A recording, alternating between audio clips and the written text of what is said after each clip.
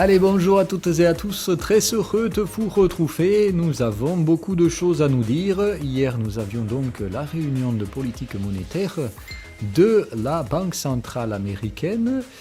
Très attendue, bien entendu, mais pour l'avoir regardé donc cette fois en intégralité, parce que celle-ci était très importante, très intéressante au niveau du verbe, c'était aussi la première fois que J.J. Powell retrouvait de plein pied sa salle de conférence au lieu de donc se retrouver devant sa caméra chez lui. Exercice extrêmement bien maîtrisé. Le changement est même assez radical par rapport aux émissions précédentes, la rhétorique et la communication, puisque donc le fait de pouvoir le voir en personne devant le truc, etc., c'est quand même vachement mieux. La communication non verbale est largement beaucoup plus maîtrisée qu'elle n'a pu l'être durant les dernières sessions. Donc, écoutez, je vais vous donner donc mon ressentiment, ce que je pense de ce qui va en ressortir. On fait normalement pas trop ça, donc des éléments subjectifs et tout ça. Donc, je vais quand même essayer de vous donner donc mon avis avec l'expérience somme toute relative que j'ai quand même de ces trucs-là. Et on va donc essayer de mettre quand même en pratique derrière un scénario via des retours d'informations. C'est-à-dire je vais donner mon scénario et on va essayer donc d'ancrer cette subjectivité dans le réel, principalement donc on va dire au travers des indicateurs de sentiment qui seront à mon sens la confirmation que j'ai bien la bonne lecture. Donc d'un point de vue déjà effectif, ensuite donc d'un point de vue plus subjectif, ce que je pense de la conférence de presse, des changements donc assez notables que j'ai ressentis par rapport à la communication. Mon avis perso, est-ce que c'est bien, pas bien, voilà, donc on va décrypter un peu ce que je pense de la Fed, et surtout donc après on va regarder ce que je pense que ça pourrait donner sur les différents graphiques. Et les différentes stratégies de trading que je pourrais changer, puisque je pense qu'on entre dans une nouvelle ère, mais je vais argumenter un peu tout ça. Alors bref, donc déjà d'un point de vue effectif, donc 0,5 points de base, c'était pricé par le marché, blablabla, ok. Donc bon, ça c'est pas très grave.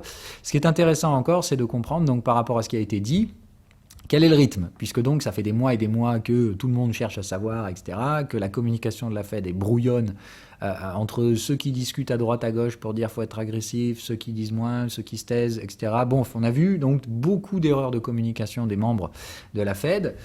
Chacun y allait un peu de son petit commentaire sur différents réseaux, il y avait des sources non citées, enfin bref, c'était un brouhaha complet. Donc là, ça y est, J.J. Powell vient, je pense franchement que la communication était bonne, et on sent qu'il y a une forme d'unité au niveau de la Fed qui est retrouvée sous une certaine forme en tout cas, et du moins pour l'instant. Donc, des hausses de 0,25 points de base, c'est fini, on passe à 0,5. Il y en aura une autre le mois prochain et une autre encore après. Celle-ci semble donc actée. Donc, on était à 0,25 points de base, on vient de passer à 0,75, donc c'est une fourchette toujours, donc on est entre 0,75 et 1% sur le Fed Fund Rate. Donc le mois prochain, on va passer donc sur la tranche au-dessus, donc de 1,25 à 1,50, et d'ici le mois suivant, on sera donc entre 1,75 et 2%, et après, très probablement à mon avis, encore une. Donc je vais argumenter pourquoi. Donc parce que tout simplement d'un point de vue graphique, je pense que ce que la Fed va faire, c'est ce que je ferai de toute façon sur n'importe quel graphique. Comme je vous dis, il y a quand même si on ne peut pas faire de l'analyse technique sur ce genre de truc, il se trouve que ça marche quand même vachement bien.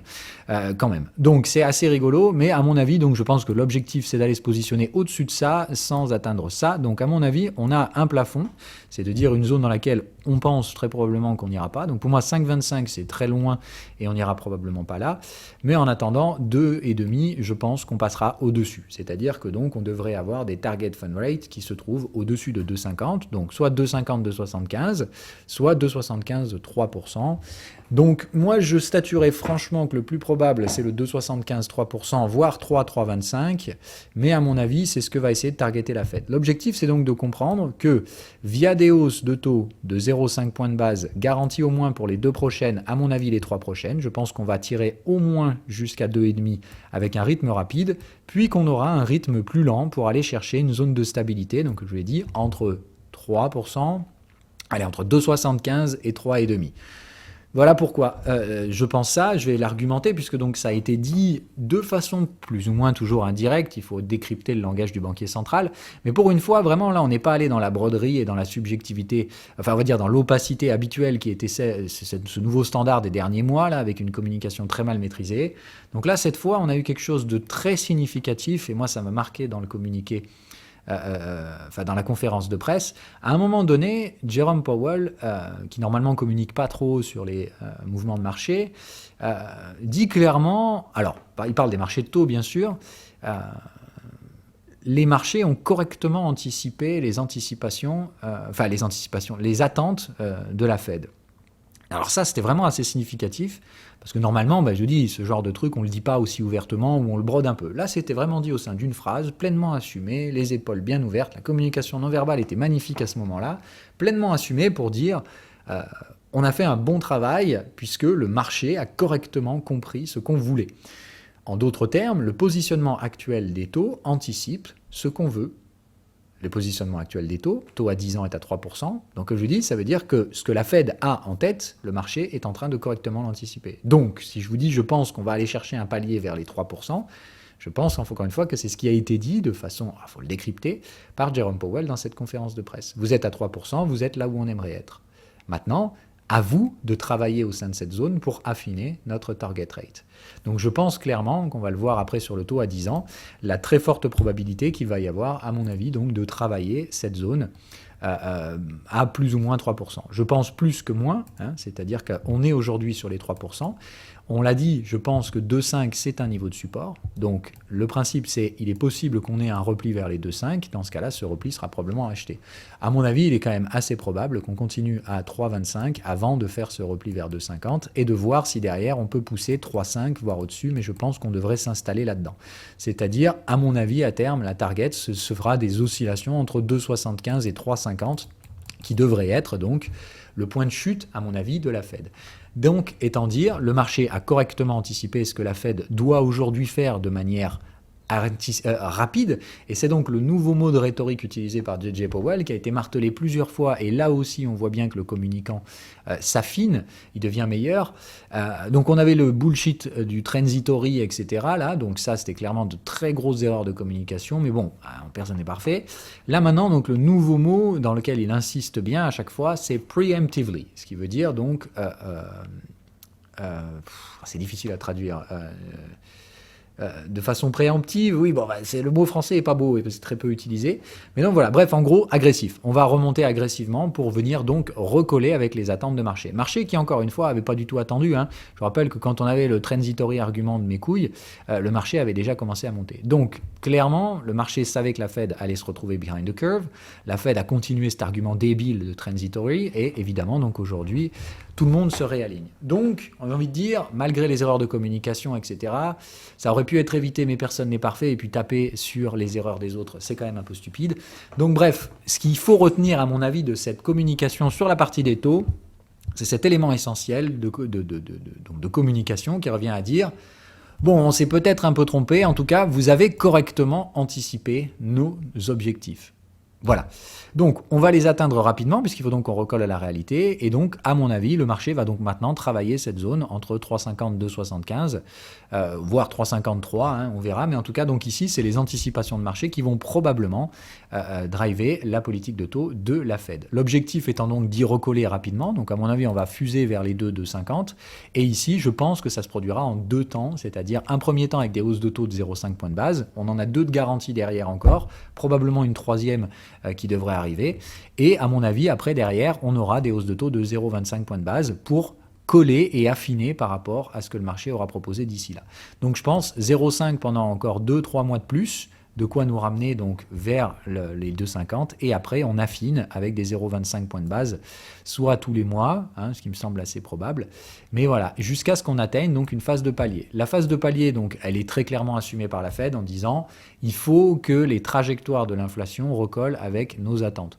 Bon, je ne vais pas vous la faire en travers, donc je vous décrypte le langage du banquier central. Ce que ça veut surtout dire, c'est qu'il faut qu'on ait un alignement entre les taux et l'inflation. Autrement dit, il faut que la trajectoire de l'inflation, je ne parle pas de l'inflation en temps réel, mais que la trajectoire de l'inflation, à horizon, eux, ils utilisent plutôt vers 6 mois.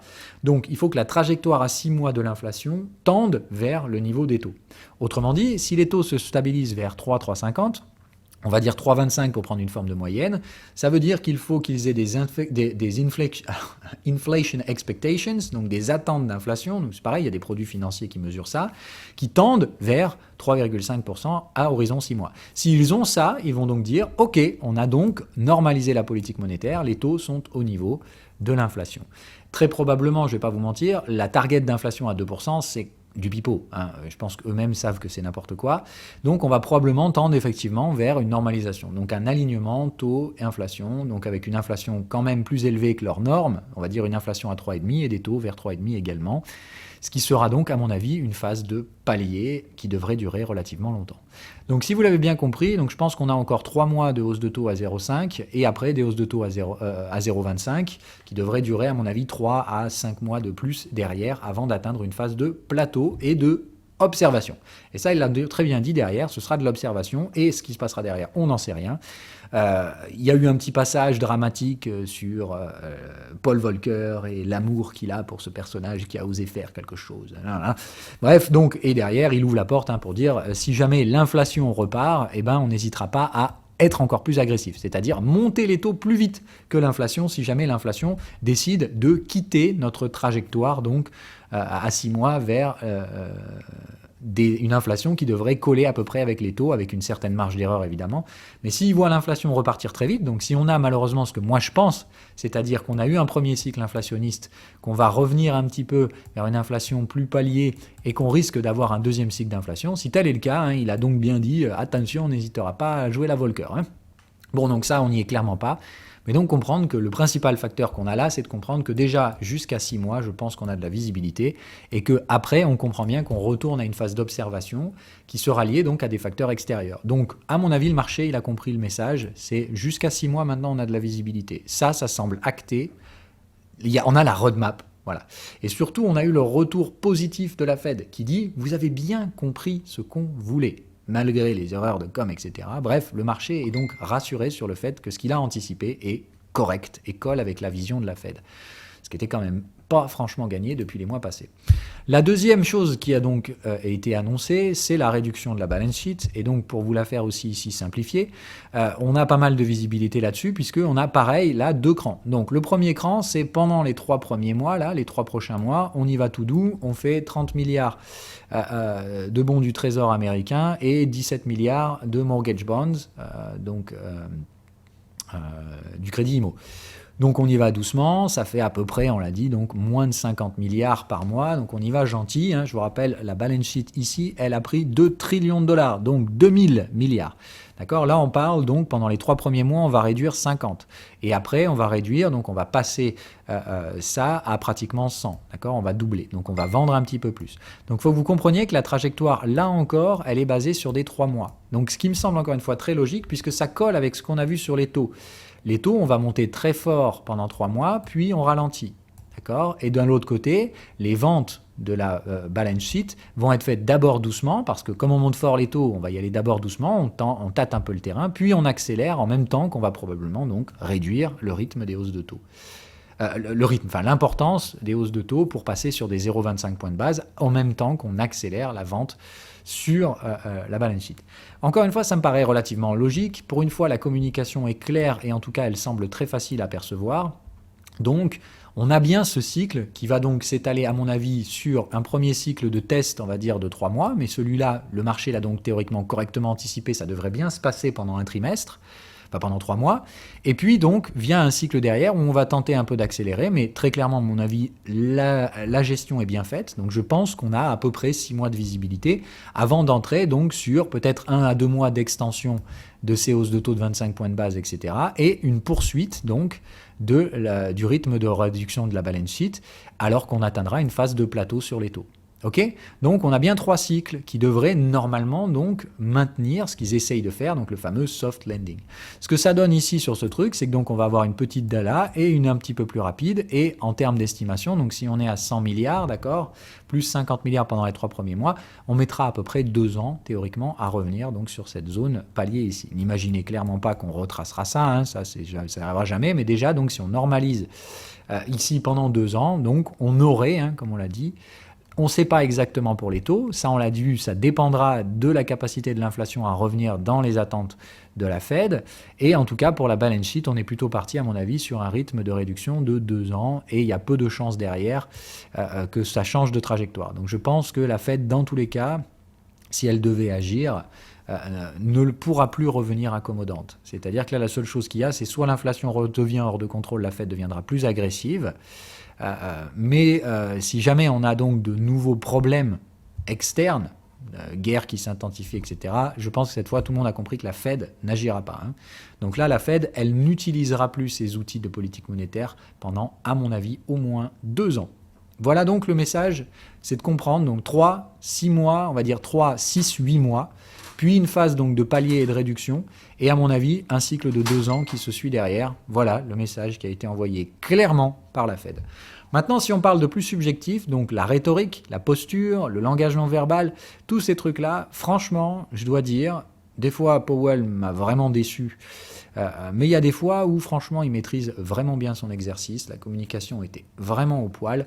Je ne sais pas si c'est le fait donc de revenir en personne dans la salle, mais en tout cas, franchement, l'exercice était plutôt réussi hier. À la fin, la salutation du marché est immédiate et c'est compréhensible. Donc, si je dois résumer l'essentiel de ce qu'on a, qu'est-ce qu'on a gagné depuis hier? De la visibilité et une confirmation des anticipations. Et ces deux éléments sont vraiment très positifs pour les marchés. Ça veut dire, encore une fois, qu'on a de la visibilité et moins d'incertitude.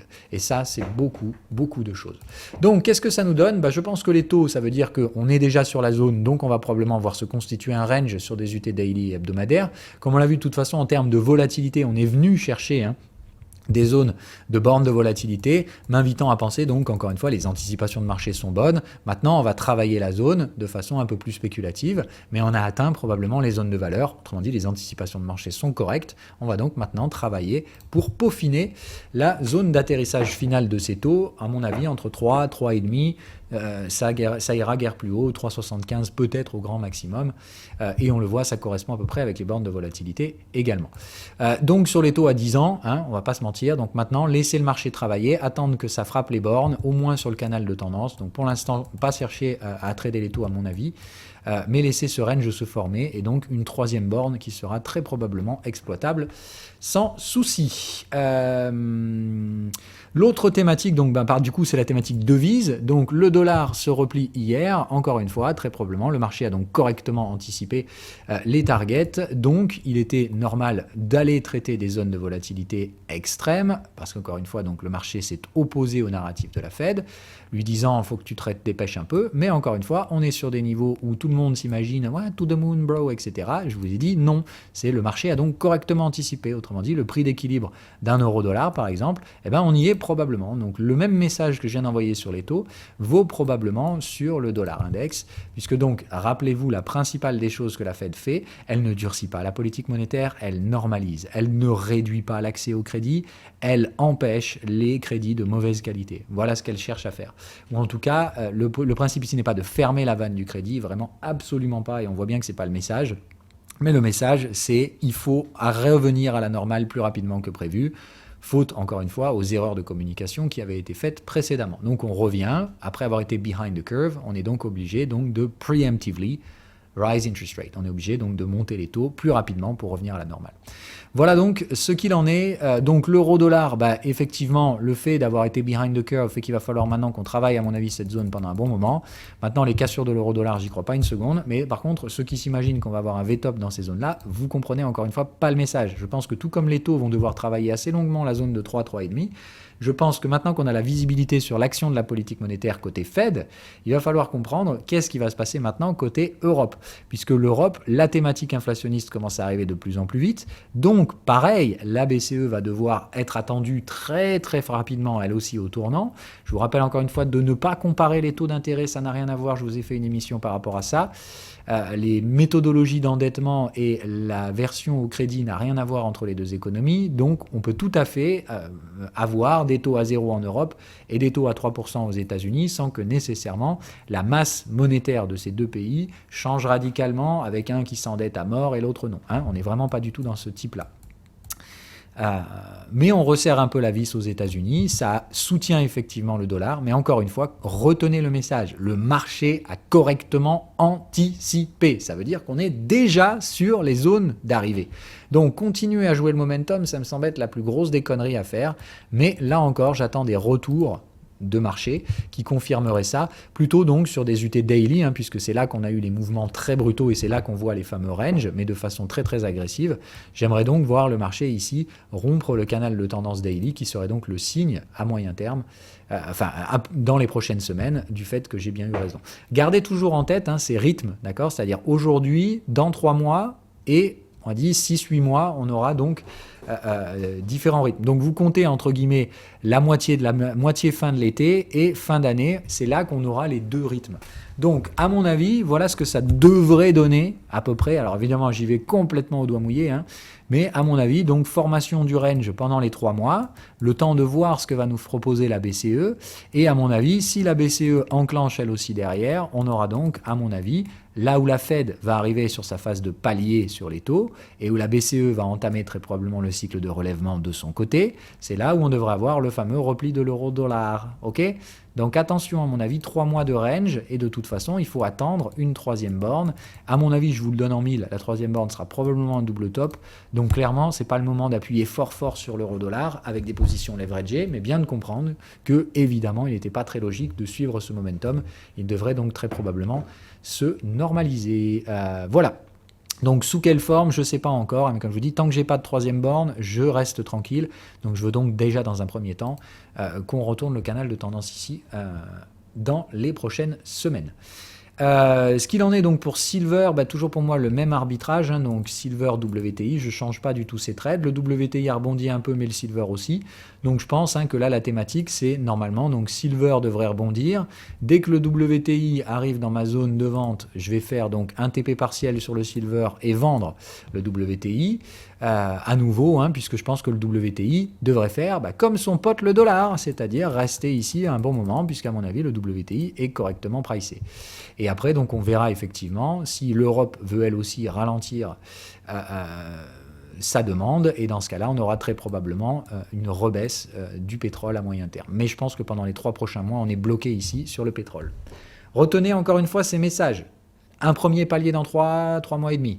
Un autre palier, 6-8 mois derrière, donc fin de l'été, fin de l'année, c'est à peu près ça qu'il faut garder comme timing. C'est ça qui nous donneront les cycles. Comprenez le deuxième message, la plupart des marchés ont correctement anticipé. Donc on est déjà sur les zones d'arrivée. Donc tous ces marchés à la con qui avaient un momentum complètement débile, le message qui est envoyé hier, c'est « Ok, vous avez fait le bon job, maintenant… » on va travailler ces zones-là. Donc probablement des ranges, là où on a eu des excès, des momentum d'enculés, c'est pas là qu'on va continuer ces momentum. On va donc maintenant ranger et probablement derrière, pour ces marchés qui sont en range, comme pour ma part le WTI, etc., repartir dans l'autre sens derrière, très probablement, dû à ces excès temporaires de congestion. Supply chain, etc. et tout ça. Bon, ça on en reparlera bien évidemment plutôt vers la fin de l'été, fin d'année, mais déjà là à mon avis, donc on a beaucoup de visibilité sur les 3 prochains mois, beaucoup de range à venir sur tous les marchés qui avaient été excessifs, que donc le message c'est vous aviez correctement anticipé. Ok, du coup, qu'est-ce que ça nous donne sur, par exemple, les actions américaines? Bon, Apple, le gros rebond, mais là, ici, je ne vais pas vous mentir, pour moi, Apple, de toute façon, ce n'est pas lié à la politique monétaire, ça n'a aucun sens, justement. Donc, on fait gaffe, rebond ici, on a déjà les creux descendants, les sommets descendants, les alignements de 3e borne, donc moi, je reste toujours très négatif sur Apple à moyen terme. Maintenant, sur les indices boursiers, d'accord, puisque je vous rappelle, moi, ce que j'utilise, c'est Apple, j'utilise ça comme un hedge vendeur contre un portefeuille acheteur, donc je suis clairement acheteur. Hier, avant la fête, je suis rentré sur PayPal et Carbios. C'était des boîtes que je voulais. Donc très gentiment, encore une fois, j'y vais sur des trades spéculatifs. C'est pas du folie. Mais voilà un peu donc tout ce que j'ai sur ce truc-là. Et les indices, donc comme je vous dis, des réactions donc plutôt positives hier, mais encore une fois, attention aux problèmes type Apple et tout ça. Je pense encore une fois que les indices, d'accord, n'ont pas du tout anticipé quoi que ce soit. C'est-à-dire que le problème, c'est que certains indices, oui, comme je vous dis, si je prends par exemple les indices croissance type RKK et trucs comme ça, voilà, eux, ils sont largement donc au trou. C'est de dire ces trucs-là vont probablement rebondir ou d'autres trucs vont baisser, mais j'ai vraiment l'impression que côté indiciel, on est très très loin d'un bull market, d'accord? Donc plutôt de dire côté indiciel, c'est à mon avis le range qui domine encore pendant ces 3 prochains mois. Et je maintiens, je pense que sur le S&P 500, les prix les plus bas de ce range n'ont pas encore été atteints. Il faut déleverager beaucoup d'entreprises qui sont complètement surendettées, etc. Et en attendant, il y a des bulles spéculatives extrêmement dangereuses qui ont été alimentées par la liquidité Covid. Comme on revient à la normale, certaines de ces bulles, Apple pour ne pas la citer, doivent éclater à mon avis et ça fera probablement des tensions. Donc attention encore une fois, ça ne va pas être un long fleuve tranquille sur les actions. Par contre, je pense encore une fois que hormis la volatilité intrinsèque à certains secteurs dans les actions ou certaines thématiques qui risquent de surgir, si Apple perd 25 ou 30%, comme ça, à cause d'une supply chain ou d'une communiqué qui vient de Chine, etc., ça va foutre la pagaille, ça remettra encore des thématiques, de la communication, tout ça, mais je pense encore une fois que pour jouer les indices en tant qu'indice, c'est-à-dire acheter le package, à mon avis, il faut quand même attendre que ça rebaisse. Donc je pense qu'on n'en a pas fini avec des thématiques de repricing sur les actions. Mais encore une fois, il ne faut pas tout jeter. Il y a à mon avis vraiment deux mondes. Il y a un monde qui a été complètement massacré, tout ce qui est tech, croissance et tout ça, ça s'est complètement fait démonter. Et ça, je pense qu'il y a de très beaux rebonds à venir. Mais il y a encore d'autres secteurs qui portent beaucoup de valorisation, qui sont complètement dans la stratosphère. Donc ça devrait créer encore une fois des ranges, et je pense que ces ranges, on commence à en voir la structure avec le range vendeur qui a été validé. Voilà, j'estime toujours encore une fois sur cet objectif de fin d'été, je pense qu'on obtiendra là je ne sais pas quel genre de bruit à la con on va avoir dans cette zone là, mais je pense toujours que d'ici la fin de l'été on devrait avoir un deuxième pic de volatilité sur les actions, celui sur lequel à mon avis on pourra avec un peu plus de visibilité à ce moment-là, ajuster, mais très probablement donc à ce moment-là, pour ma part, couper les stratégies vendeuses et différents hedges de portefeuille, sans évidemment rester complètement acheteur du marché sans aucune couverture. Mais encore une fois, voilà, je pense que pour les stratégies de couverture, ce regain de visibilité devrait amener peut-être un peu de volatilité autour de la phase de transition vers les 3 mois qui nous attendent. Mais je ne pense pas, encore une fois, qu'on se dirige réellement vers une fin du monde, à moins que des facteurs externes viennent nous foutre la merde. Et les cryptos. Bon, désolé, ce matin, il y avait beaucoup de choses à dire, mais très clairement, on est sur un gros point swing. Comme j'ai dit, c'est la première fois depuis des mois qu'on a de la visibilité, que la communication est correcte et que le marché va enfin peut-être pouvoir respirer. Autrement dit, ces gros momentum débiles qui ont bloqué complètement nos cryptos semblent donc très probablement être amenés à se neutraliser sous forme de range. Donc le dollar devrait nous foutre la paix, etc. Donc tant que tout ça ne change pas trop, que les taux se stabilisent, que le dollar donc se calme, qu'on dirige le focus vers les 3 prochains mois et j'estime évidemment que ça colle à peu près avec la timeline de la BCE qui a dit aussi qu'il prenait des mois encore d'attente.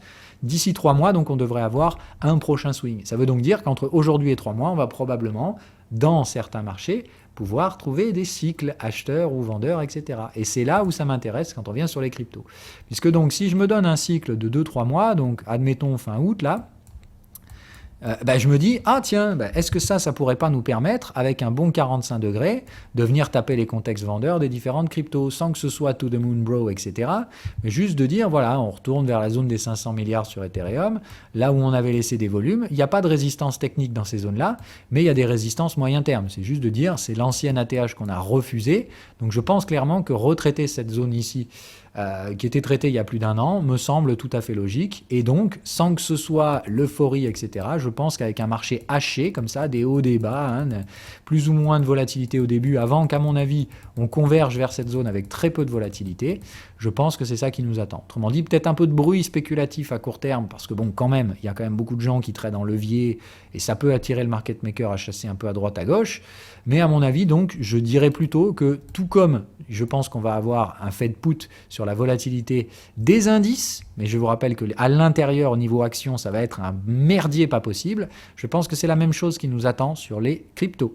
Un merdier pas possible entre cryptos. Ceux qui pensent que tout va rebondir, ça va être easy, on achète, on va devenir riche, à mon avis, mais vous vous plantez vénère. Je pense que ça y est, on a le lancement du cas. C'est-à-dire, dans un premier tour, hier, tout le monde rebondit un peu, on s'était fait massacrer, et le cas va démarrer. À mon avis, les bons projets, ça va être un peu volatile au début, et dans les phases volatiles, comme je vous dis, les bons projets rebondissent très vite, les mauvais projets rebondissent un peu moins vite. Dans les phases correctives, les mauvais projets chutent fort, voire cassent des supports et rebondissent très peu. Donc autrement dit, on va commencer à amorcer à mon avis la rhétorique du cas avant que la volatilité se réduise, plus on tendra à mon avis vers donc le mois d'août. Et on aura donc une volatilité qui se réduit mais à la baisse pour pas mal d'actifs et d'autre côté une volatilité qui devrait se réduire à la hausse plutôt donc en tendant vers cet objectif de la fin de l'été.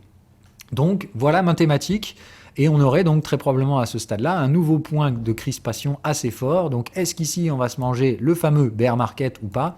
En tout cas voilà, je pense que horizon les 3 prochains mois, on a beaucoup plus de visibilité. Est-ce que ça va être one shot en ligne droite, la fameuse libération que tout le monde attend? Je ne crois absolument pas à ça. Est-ce qu'on va maintenir la pression avec des creux sommets machin pendant encore quelques semaines? C'est fort probable, mais je pense que dans tous les cas, la volatilité devrait se réduire puisqu'on vient d'obtenir de la visibilité. Donc les cryptos sont volatiles, on est sur des zones hyper méga inintéressantes, donc il est possible qu'on ait encore de la volatilité et de l'incertitude due à des positionnements peut-être un peu trop spéculatifs. J'entends par là que si vous commencez déjà à foutre des stop-loss ici et à trader en levier, à mon avis, vous faites une grosse connerie. Ça ne garantit pas qu'on ne va pas aller vous foutre une mèche, etc. Donc attention à la volate sur les cryptos, mais je pense encore une fois que les bons projets vont remonter et ne pourront pas être arrêtés. Parmi bons projets, navré encore une fois, mais je pense que Vatom, avant de l'arrêter, celui-là, il va falloir vous accrocher. Pour moi, la première zone spéculative sur Atom, elle se situe là où on a laissé des volumes et là où on a tenté de laisser, mais il n'y a même pas de troisième borne vendeuse ici. Enfin, c'est que des troisième bornes en retard, etc. Donc, à mon avis, ici, il y a un truc à venir retrader sur Atom. Je vous rappelle qu'on était à 5 milliards de dollars, hein, ça veut dire retraiter des 10 milliards, donc faire x2 déjà sur Atom.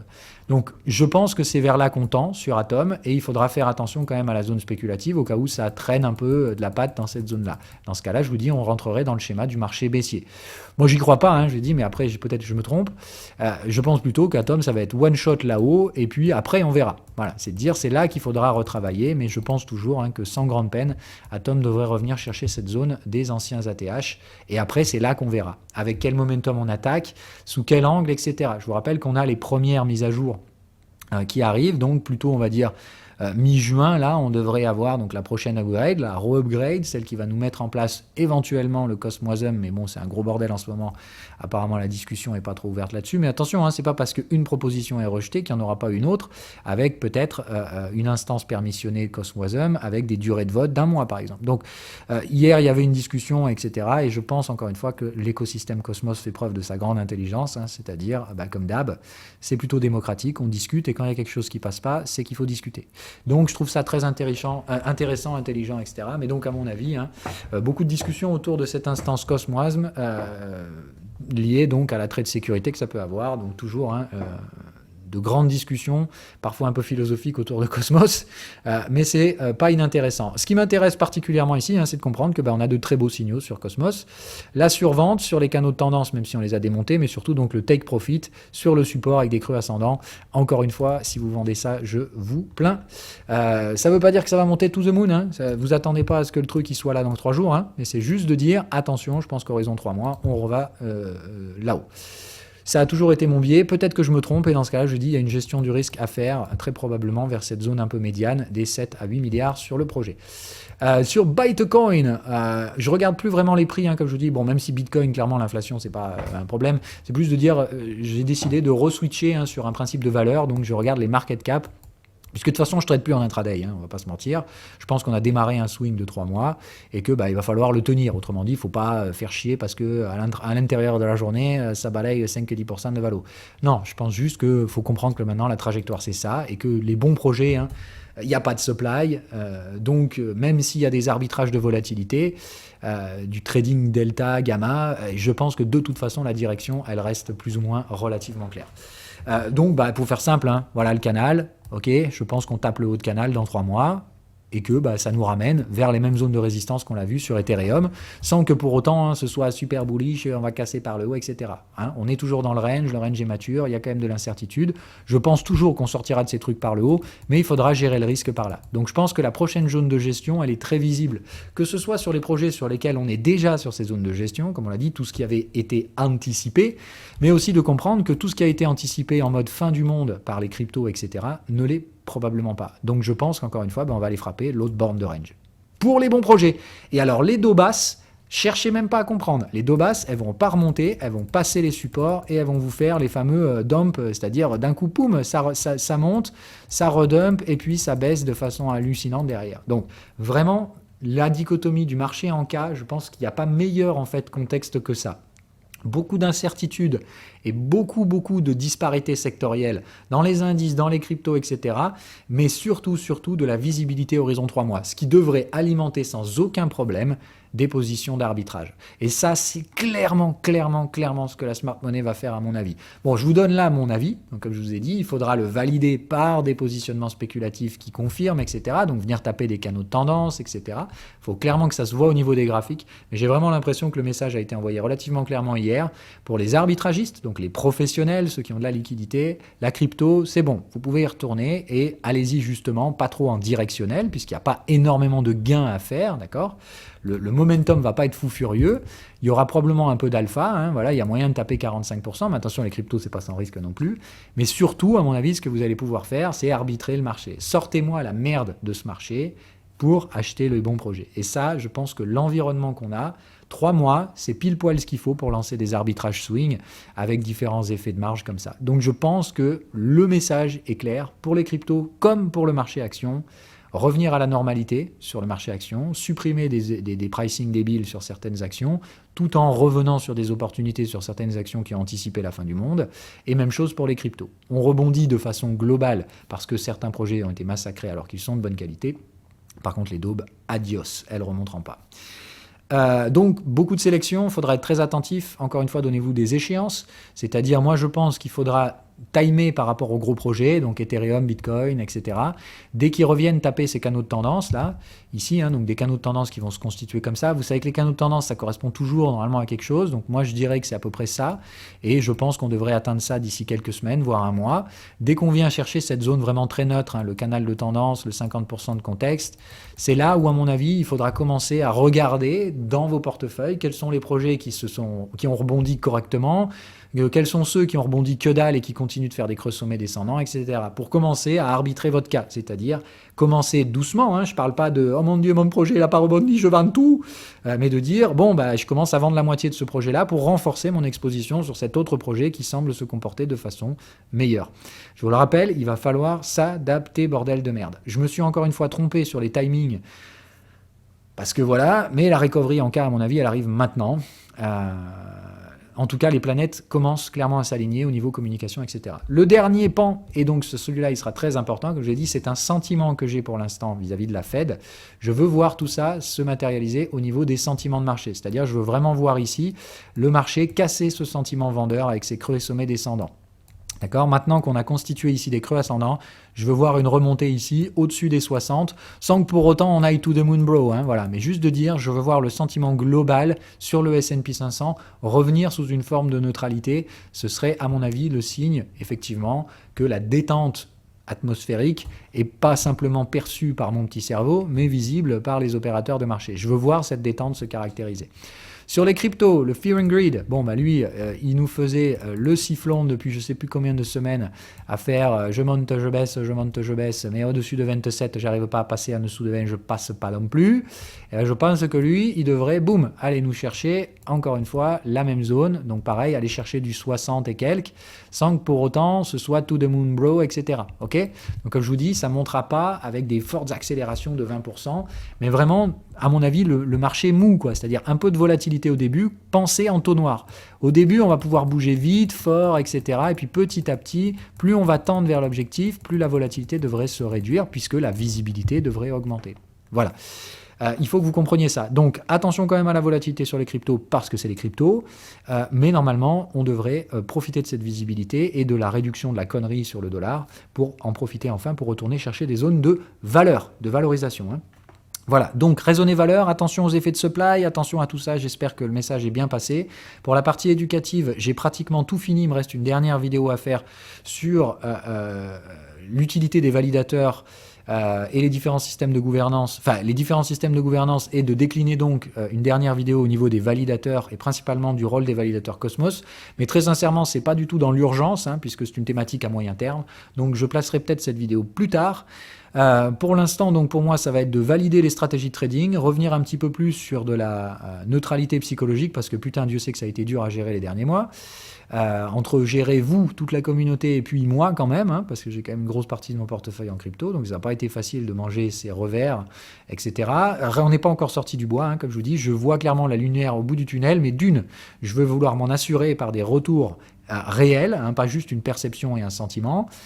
Et deuxio, encore une fois, je pense que ça mettra 3 mois, donc 3 mois c'est long. Autrement dit, vous gargarisez pas de « Wouh, génial, ben je vais sprinter direction la lumière hein ». Ça va être une course de fond, là encore, la volatilité sera là, et surtout, pensez arbitrage. C'est-à-dire que si vous pensez que tout votre portefeuille va remonter, vous vous plantez. Ni vous ni moi n'avons probablement le quintet dans l'ordre, donc restez malléable et ouvert d'esprit. Voilà, vous avez tous les messages, c'est un gros brief ce matin, mais c'était nécessaire de le faire pour que tout soit bien posé dans l'ordre. Sur ce, écoutez, je vous souhaite une agréable journée. Évidemment, comme d'hab, on fera le suivi de ces trucs-là. S'il faut réajuster, je réajuste. On ne connaît pas l'avenir, mais en attendant, donc plutôt un exercice très positif hier. Bye bye.